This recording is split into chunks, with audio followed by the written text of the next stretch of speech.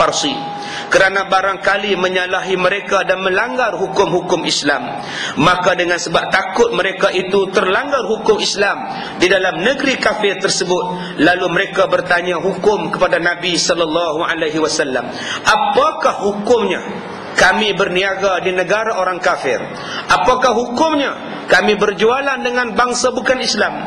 Lalu dikhabarkan mereka oleh Nabi apa-apa kemudaratan mereka pada hukum Islam bila pergi ke sana.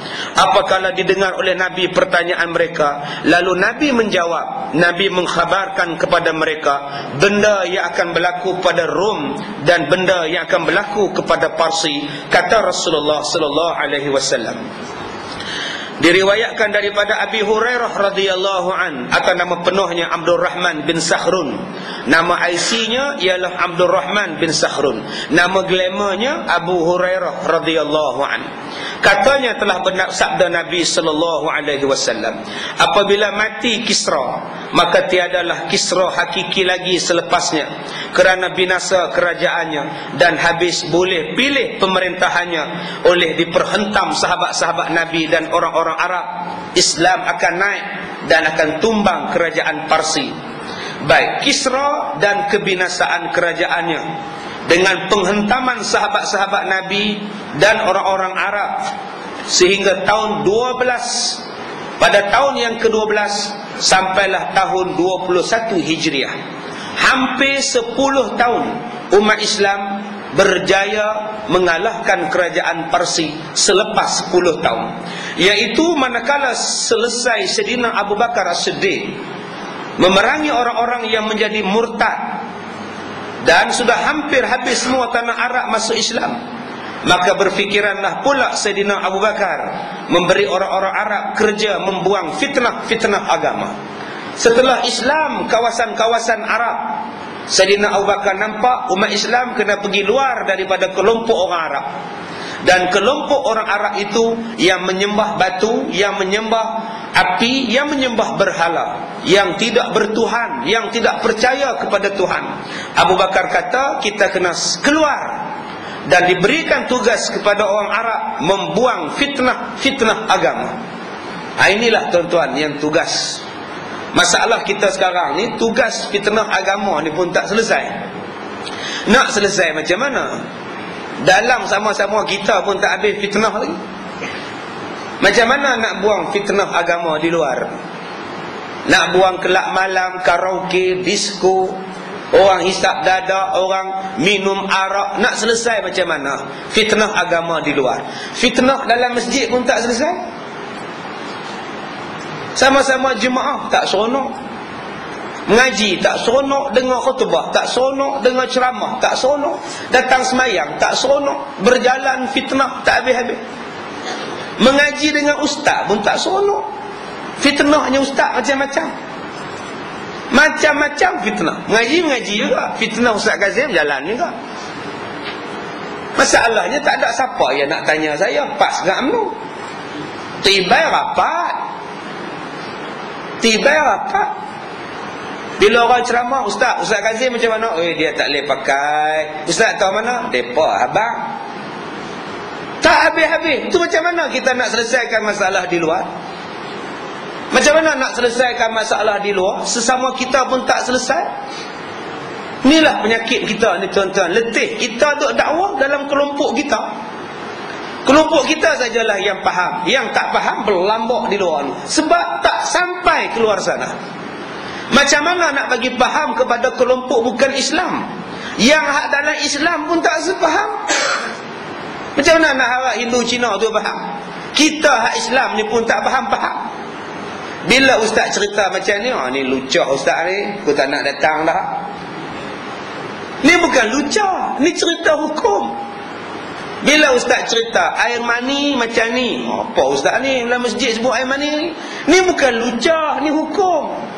Warna haid, warna hitam, yang ni warna perang lain, warna merah lain. Apa ustaz ni haid pula ni, lucah ni. Tu bila je nak fahamnya? Bila nak faham ni tuan-tuan ni, warna haid warna apa? Tak tahu ustaz, tapi tak campur ustaz, tak campur apa tuan-tuan, ada isteri. Isteri tuan-tuan kena tanya bila dia pelik, abang pasal apa haid saya warna perang, warna merah tak ada, merah hitam tak ada, perang je. Rambut hang pun perang, dia pun perang. Dia contoh kepimpinan melalui teladan. Mana tuan-tuan boleh jawab macam itu? Mesti ada sebab. Kenapa abang duk perang dia tak ada merah, pasal apa abang? Saya dia dah putus haid abang dah 60, kenapa hari ni datang pula? Ini dikira darah apa abang? Kita kena tahu. Tapi bila ustaz cakap, kita kata lucah. Saya cerita pada tuan-tuan, orang lelaki-lelaki bila bersetubuh dengan orang perempuan, hak yang kena mandi itu tahap mana? Yang kena mandi hadas besar. Sebab ada orang tak tahu. Ada orang faham, dia faham keluar air mazi pun kena mandi dah. Letih tuan-tuan. Keluar air mazi tak mandi lagi. Kalau touch and go pun tak mandi lagi. Saya sebutlah dulu, yang kata kena mandi tu bila helmet dia tak ada, hilang. Full face tak ada. Dengan sebab saya sebut full face, tak nak main mengaji dah. Ustaz Kazim lucah. Tu macam mana kita nak pergi jauh tuan-tuan. Nak memahamkan kepada orang Islam pun payah. Banyak halangan. Yang ni tak boleh lucah, yang ni 18 SX. Tu macam mana? Sebab itulah masalah tuan-tuan, Islam ni lambat kerana orang Islam melambatkan. Islam ni lambat nak keluar daripada masjid pasal kita yang banyak protokol birokrasi. Akhirnya Islam tak pernah dinikmati oleh orang bukan Islam. Islam tak dapat dirasa nikmatnya oleh orang yang tak kenal Islam. Cubalah tuan-tuan kita jauh pergi. Sebab tu kena belajar ilmu fiqh. Ulama-ulama membahaskan tentang kepentingan ilmu. Belajar ilmu fiqh menambahkan kepahaman. Belajar ilmu fiqh menambahkan kefahaman. Bila kita belajar faham fiqh, dia akan luas ilmu tuan-tuan.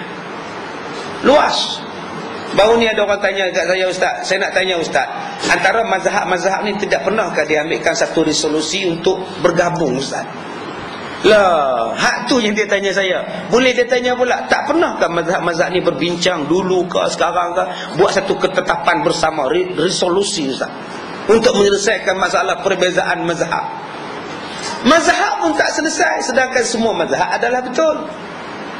Itu macam mana tuan-tuan? Nak sampai tahap tu macam mana? Islam agama yang seronok, Islam agama yang mudah. Sebab tu kena faham fiqh. Bila faham fiqh, luas ilmunya. Macam padi, luasnya ilmu tentang padi. Bila manusia tak faham, dia cuma anggap padi itu cuma padi. Aku tidak boleh dapat hasil melainkan padi. Sedangkan orang yang faham fiqh, daripada padi macam-macam benda boleh buat. Bila sebut tentang padi, saya ada bendang, saya nak buat padi. Dia jadi petani, dia dapat rezeki melalui pertanian. Saya tak ada bendang ustaz, tapi saya boleh buat perniagaan membekalkan benih anak padi. Kamu dapat hasil membekalkan benih padi.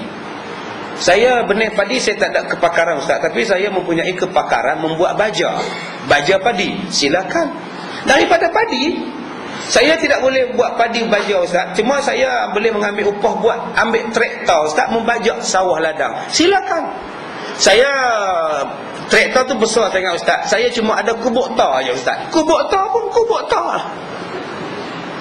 Saya ustaz, saya tidak ada kubuk tar ustaz, cuma saya mempunyai tulang yang kuat, kederak yang kuat, sebab saya menggunakan susu enlin. Kalau begitu kamu ambil upah buat bendang. Kamu tak ada bendang, kamu ambil upah, dapat hasil. Tapi ustaz, saya tidak ada kemahiran kederak ustaz, tapi saya mempunyai akal bagaimana nak